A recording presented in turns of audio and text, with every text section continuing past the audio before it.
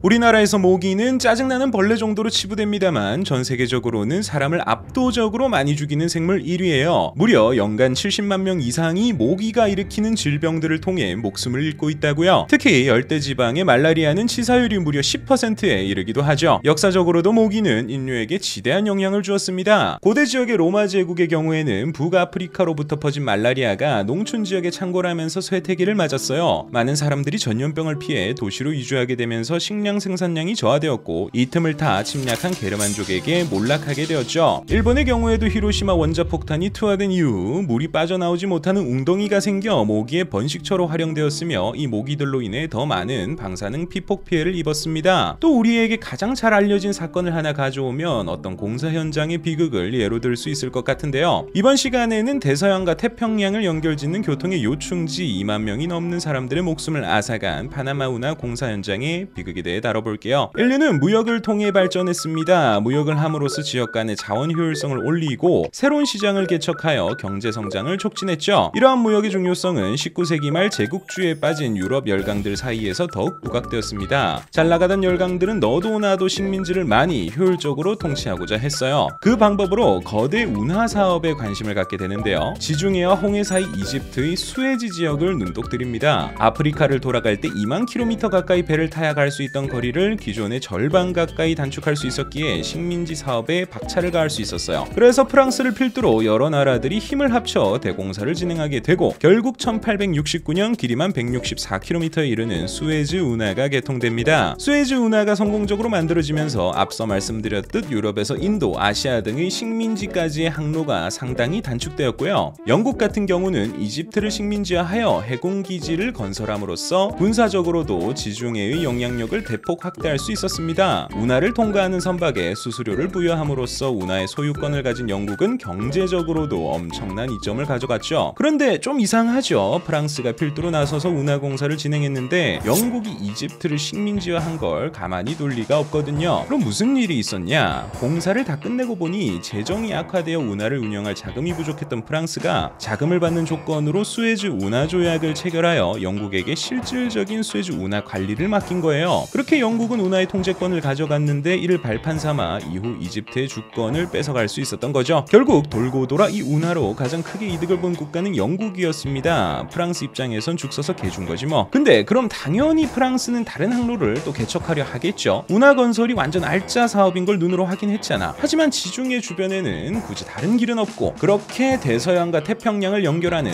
파나마 지역에 눈독을 들이게 됩니다. 이전에 선박들이 대서양에서 태평양으로 넘어갈 때 지나야 했던 곳은 드레이크 해협인데요. 여기는 세계에서 가장 위험한 해협이어서 선박들이 지나가기 힘들었어요. 따라서 파나마 운하 개통에 성공한다면 대서양과 태평양을 연결하는 단일 항로가 될 가능성이 높았죠. 수에즈에서 죽을 써버린 프랑스 입장에서는 충분히 구미가 당길 만한 운하 사업이잖아요. 그래서 바로 사업을 시작했어요. 예전에 수에즈 운하 공사를 주도했던 페르디낭드 드 레셉스를 필두로 이곳 운하 건설에 뛰어들게 되죠. 처음엔 쉬워 보였습니다. 150km가 넘는 수에즈 운하와 달리 이곳은 고작 80km 남짓 되어 보였거든요. 하지만 직접 프로젝트가 시작된 1981년 순탄치 않음을 깨닫습니다. 아니 최악이었죠. 파나마 지역은 수에즈 지역보다 공사 난이도가 월등히 높았어요. 사막에서 평지를 따라 깎아서 만든 수에즈 운하와 달리 여기는 산과 밀림을 깎아내야 했거든요. 또한 건설 중간중간에 습지와 강물이 건설 작업을 복잡하게 만들었습니다. 밀림의 날씨는 또 오죽했을까요? 덥고 습할 뿐더러 지역 특성상 비도 엄청 많이 내렸어요. 게다가 건설에 치명적인 지진 활동까지 있는 지역이었죠. 파나마는 그야말로 인간이 일하기는 최악의 조건이었고 자연 생태계로서는 최고였습니다. 그래서인지 파나마 운하 공사 초기부터 사망하는 노동자들이 속출하기 시작했습니다. 원인 모르는 질병에 걸려 40도가 넘는 고열, 오한으로 몸을 벌벌 떨며 고통스럽게 죽어갔어요. 어떤 사람은 눈이 충혈되고 검은 피를 토하며 죽었죠. 여러분들은 예상하셨겠지만 프랑스인들이 걸린 병은 이 지역의 모기에게 전염된 말라리아였습니다. 그런데 당시 프랑스인들은 모기가 병을 옮기는지 몰랐어요. 아니 오히려 다른 동물이 말라리아를 퍼뜨리는 줄 알았죠. 어떤 동물이? 개미가 말이에요. 당시 공사 현장에 서식하던 개미들은 침대에 기어올라 인부들을 성가시게 만들었어요. 여기에 원인 모를 질병으로 사망자가 속출하자 이 성가신 개미들한테 질병이 옮는다고 인부들은 오해를 한 거죠. 하여 인부들은 이를 막기 위해 침대 기둥에 도넛 모양의 물그릇을 만들어 두게 됩니다. 그런데 이 물그릇이 오히려 모기가 알을 낳는 최고의 번식처가 되어버렸어요. 안 그래도 모기들이 살기 좋은 환경이었는데 아지트까지 만들어준 셈이 된 거예요. 바로 본인들의 숙소에다가 말이죠. 이는 불난집에 부채질을 한 꼴이 되어버렸습니다. 물그릇을 기점으로 모기는 더욱 기승을 부렸고 말라리아로 인한 피해는 크게 늘었죠. 결국 프랑스는 물리적으로 힘든 노동 조건, 지리적 어려움, 재정 부족, 너무 많은 사망자로 인해 공사를 포기하게 되었습니다. 9년간 2만 명이 넘는 자국민을 묻어두고 본국으로 돌아가게 됐어요. 후에 운하 공사를 미국이 이어받아 진행하게 됐는데 미국도 공사 초기에는 모기로 인해 피해를 많이 봤다고 해요. 그래서 모기로 인한 질병 전파를 줄이기 위한 충분한 인프라를 갖춘 뒤 공사를 진행시켰죠. 기존에 프랑스가 진행하던 공사 방법도 바꾸었습니다. 산을 깎아서 운하를 만들려던 프랑스와는 달리 미국은 산을 넘어가는 방법으로 우회하여 공사를 진행하였고 10년 동안의 공사를 마친 결과 성공적으로 파나마 운하를 개통하게 됩니다. 네, 이렇게 오늘은 모기로부터 발생한 비극 파나마 운하 건설 스토리를 알아보았습니다. 영상이 흥미로우셨다면 구독과 좋아요 한 번씩 부탁드리고 저는 또 다음 영상으로 돌아올게요.